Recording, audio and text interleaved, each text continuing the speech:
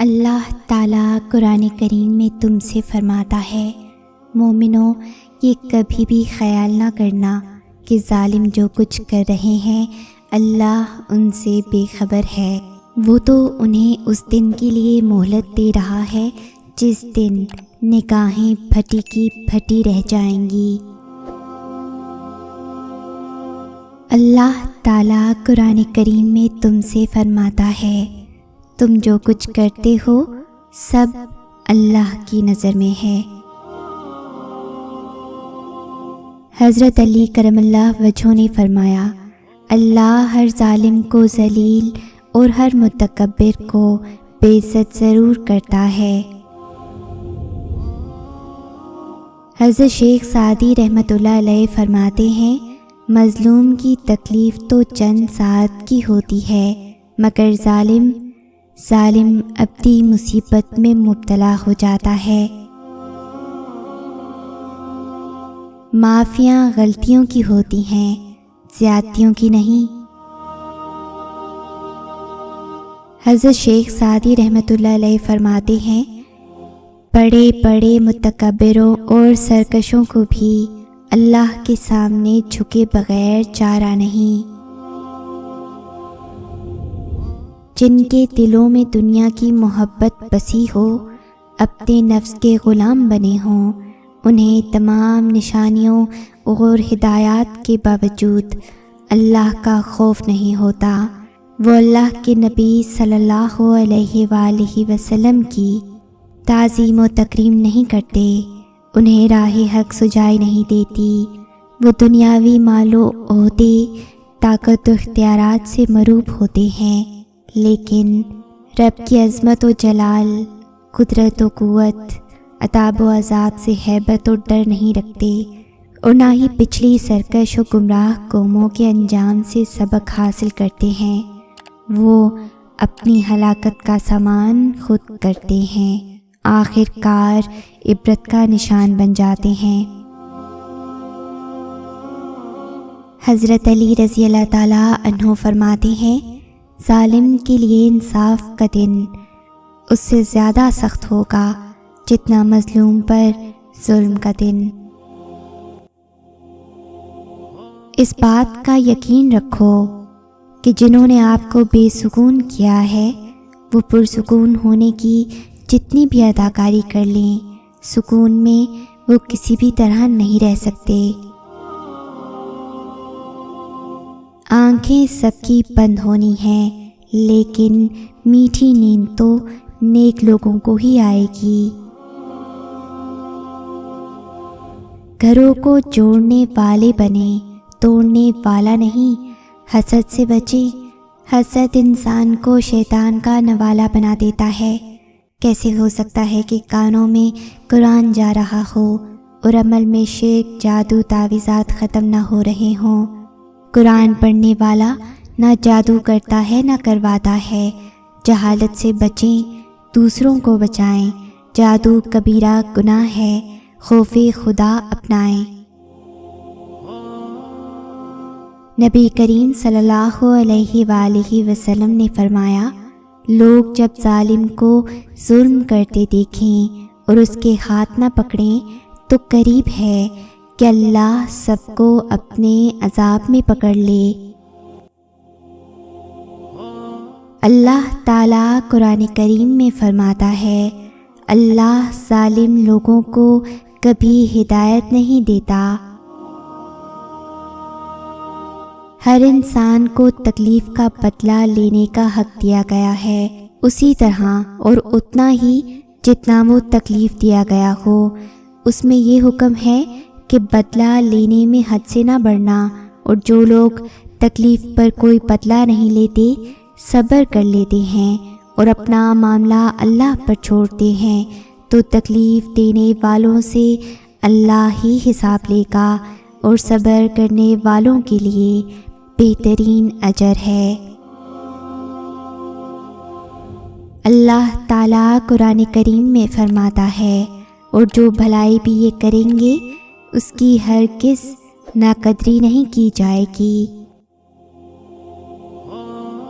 رسول کریم صلی اللہ علیہ وآلہ وسلم کا ارشاد مبارک ہے، جس نے تکلیف دی اسے اللہ تکلیف دے گا، اور جس نے کسی پر مشقت ڈالی اللہ اس پر مشقت ڈالے گا۔ اللہ تعالیٰ قرآن کریم میں تم سے فرماتا ہے، اللہ یہ پسند نہیں کرتا کہ کوئی دوسرے کے متعلق اعلانیہ بری بات کرے سوائے یہ کہ اس پر ظلم ہوا ہو۔ زیادتی اتنی ہی کرو جتنی خود پہ آئے تو جھیل سکو، اور صبر اتنا ہی سمیٹو جتنا اللہ کا عذاب برداشت کرنے کی طاقت رکھتے ہو، کیونکہ صبر کرنے والوں کا معاملہ اللہ رب العزت کا معاملہ بن جاتا ہے۔ اللہ بدل دیتا ہے حالات، کوئی بھی آزمائش ہمیشہ نہیں رہتی ہے۔ تم جس سے رابطہ رکھنا چاہتے تھے اس سے رابطہ نہیں رہا، تو اس کا مطلب یہ تو نہیں کہ تم اللہ سے ہی رابطہ توڑ دو۔ امید انہی کے لیے ہے جو یقین رکھتے ہیں، اور مایوسی انہی کے لیے ہے جو انتظار نہیں کرتے۔ کیوں خود کو اتنا الجھا رکھا ہے؟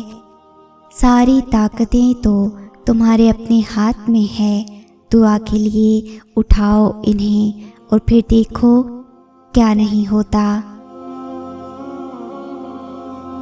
اللہ صرف تمہارے راستوں کو موڑتا ہے، تمہاری دعاؤں کو نہیں۔ وہ تمہیں اپنے طریقے سے تمہاری من پسند منزل تک لاتا ہے۔ اگر سیاہ بادل زندگی پہ نہ چھائیں نا، تو ہماری زندگی میں کوئی رحمت کی بارش نہ ہو۔ کسی کو دکھ مت پہنچاؤ، کیونکہ ہر عمل پلٹ کر آتا ہے۔ جب اللہ ساتھ ہے تو مت ڈرو کسی سے بھی۔ کیا فرق پڑتا ہے تمہارے خلاف فلاں ہو یا فلاں ہو؟ مت سوچو کہ وہ انکار کر دے گا ہاتھ تھامنے سے، وہی تو ایک تمہارا ہے۔ تھام لو ہاتھ پھر اس اللہ کا جہاں بھی گرنے کا امکان ہو۔ اللہ تعالیٰ کی مرضی کے بغیر نہ کوئی مصیبت آ سکتی ہے اور نہ ہی جا سکتی ہے۔ اللہ تعالیٰ قرآن کریم میں تم سے فرماتا ہے، نیکی کا بدلہ نیکی کے سوا اور کیا ہو سکتا ہے؟ وہ تمہاری روتی ہوئی آنکھوں کو یوں ٹھنڈا کر دے گا جیسے اس نے یعقوب علیہ السلام کی آنکھوں کو ٹھنڈا کر دیا تھا۔ وہ تم تک ہر کھوئی ہوئی چیز بھی یوں واپس لے آئے گا جیسے وہ اندھے کنویں سے یوسف علیہ السلام کو نکال کر یعقوب علیہ السلام تک لے آیا تھا۔ کیا ہو سکتا ہے اور کیا نہیں، یہ سوچنا تمہارا کام نہیں، تمہارا کام بس دعا کرنا ہے۔ پھر دیکھو وہ ایسے معجزے لائے گا کہ تمہارے رونگٹے کھڑے ہو جائیں گے۔ سو تم بس وہ کرو جو تمہارا کام ہے، اللہ بھی تو وہی کر رہا ہے جو اس کا کام ہے۔ مکافات عمل ہوتا ہم اپنی آنکھوں سے دیکھ لیتے ہیں، لیکن ہم سمجھ ہی نہیں پاتے۔ یقین کریں آپ کی کہی ہوئی بات آج نہیں تو کل واپس آپ تک لوٹا دی جاتی ہے۔ آپ کا ایک لفظ بھی کسی کو ایذا دے گا تو وہ ایک لفظ بھی پوری قوت سے آپ کے منہ پر ایک نہ ایک دن مارا جائے گا۔ وہ جو اوپر عرش پر اللہ ہے نا، وہ کسی کے دل سے نکلی معمولی سی آہ بھی سن لیتا ہے۔ رائے کا کچھ بھی نہیں جاتا۔ کسی کی تھوڑی سی بھی دل آزاری نہ کریں، کل کے پچھتاوے سے آج کی احتیاط بہتر ہے۔ آہ جو دل سے نکالی جائے گی، کیا سمجھتے ہو خالی جائے گی؟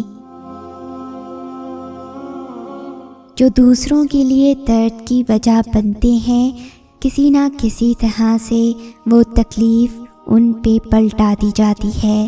یہ میرے اللہ کا قانون ہے، مگر لوگ سمجھتے نہیں ہیں۔ کسی کی اصلیت سامنے آنا بھی اللہ پاک کی نعمت ہے۔ کیوں پریشان ہوتے ہو اگر تمہارے ساتھ کوئی غلط کر کے خوش ہے تو؟ کیا تم نے نہیں پڑھا؟ اللہ فرماتا ہے اور تیرا رب بھولنے والا نہیں۔ کسی کی زندگی میں وہ غلطی بن کر کبھی بھی شامل نہ ہو جس کے بعد آپ تا عمر خاموش بد دعاؤں کے حصار میں آ جائیں۔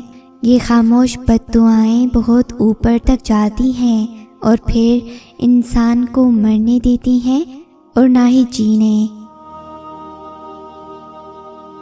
زیادتی اتنی ہی کرو جتنی خود پر جھیل سکو، اور صبر اتنا سمیٹو جتنا اللہ کا عذاب برداشت کرنے کی طاقت رکھتے ہو، کیونکہ صبر کرنے والے کا معاملہ اللہ کا معاملہ بن جاتا ہے۔ اللہ تعالیٰ قرآن کریم میں تم سے فرماتا ہے، بھلا کیا ہم فرما برداروں کو مجرموں کے برابر کر دیں گے؟ کسی کو آنسو دینے سے پہلے یہ سوچ لینا، کیا اس کے آنسو تمہیں سکون سے جینے دیں گے یا نہیں۔ کسی کو ذلیل کرنے سے پہلے خود ذلیل ہونے کے لیے تیار رہیں، کیونکہ اللہ کا ترازو صرف انصاف تولتا ہے۔ رسول کریم صلی اللہ علیہ وآلہ وسلم کا ارشاد پاک ہے، مسلمان کو جو بھی تھکان، بیماری، فکر، غم اور تکلیف پہنچتی ہے، حتیٰ کہ کانٹا بھی چبھتا ہے، تو اس کی وجہ سے اللہ تعالیٰ اس کے گناہوں کو معاف کر دیتا ہے۔ اے عزت دینے والے رب، ہمیں ان لوگوں کے شر سے بچا جو ہماری اچھائیاں تو چھپا لیں لیکن ہماری برائیاں پھیلا دیں۔ کسی کا اتنا دل مت دکھاؤ کہ وہ اللہ کے سامنے تمہارا نام لے کر رو پڑے، کیونکہ ٹوٹے ہوئے دل کی آہ عرش تک جاتی ہے۔ اللہ تعالیٰ قرآن حکیم میں فرماتا ہے، تمہارے پاس جو کچھ ہے سب فانی ہے، اور اللہ تعالیٰ کے پاس جو کچھ ہے وہی باقی رہنے والا ہے، اور صبر کرنے والوں کو ہم بھلے اعمال کا بہترین بدلہ ضرور عطا فرمائیں گے۔ اللہ تعالیٰ قرآن کریم میں فرماتا ہے، جو شخص قیامت کے دن نیک اعمال لائے گا اسے اس سے بہتر بدلہ ملے گا، اور ایسے لوگ اس دن ہر قسم کی گھبراہٹ سے محفوظ ہوں گے، اور جو شخص اس دن برائی کے ساتھ حاضر ہوگا اسے اوندھے منہ آگ میں پھینک دیا جائے گا، تمہیں ویسا ہی بدلہ دیا جائے گا جیسے تم اعمال کیا کرتے تھے۔ زندگی کے بہت سارے اسباق میں سے ایک سبق یہ بھی سیکھا ہے میں نے کہ جب ہم اللہ پہ چھوڑ دیتے ہیں معاملہ تو وہ رب ایسی جگہوں سے نوازتا ہے کہ انسان حیرت زدہ ہو کر سوچتا ہے کہ یا اللہ، میرے صبر کا اتنا اچھا صلہ۔ ہم لوگ یہ سوچنے لگ جاتے ہیں کہ جس نے برا کیا اس کے ساتھ کچھ ہوا ہی نہیں۔ یہ نہیں دیکھتے کہ اللہ ہمیں دنیا میں کیا کیا دے رہا ہے اس کے بدلے، اور جہاں تک بات ہے اگلے کے مکافات عمل کی تو وہ اللہ بہتر جانتا ہے کہ کب کس کو کیسے اور کیا سبق دینا ہے۔ صرف ایک بار دل بڑا کر کے اپنا معاملہ اللہ پر چھوڑ کر دیکھیں۔ حضرت ابو ہریرہ رضی اللہ تعالیٰ عنہ فرماتے ہیں کہ نبی کریم صلی اللہ علیہ وآلہ وسلم نے فرمایا کہ اللہ تعالیٰ فرماتا ہے کہ جب میں کسی مومن بندے کی محبوب چیز اس دنیا سے اٹھا لیتا ہوں پھر وہ ثواب کی نیت سے صبر کرے تو اس کا بدلہ جنت ہی ہے، جنت ہی ہے۔ اگر اس ویڈیو نے آپ کے دل پر اثر کیا ہے تو اسے زیادہ سے زیادہ لائک اور شیئر کریں۔ شان سے جئیں اور اپنوں کا مان رکھیں۔ انٹل نیکسٹ ٹائم، اللہ حافظ۔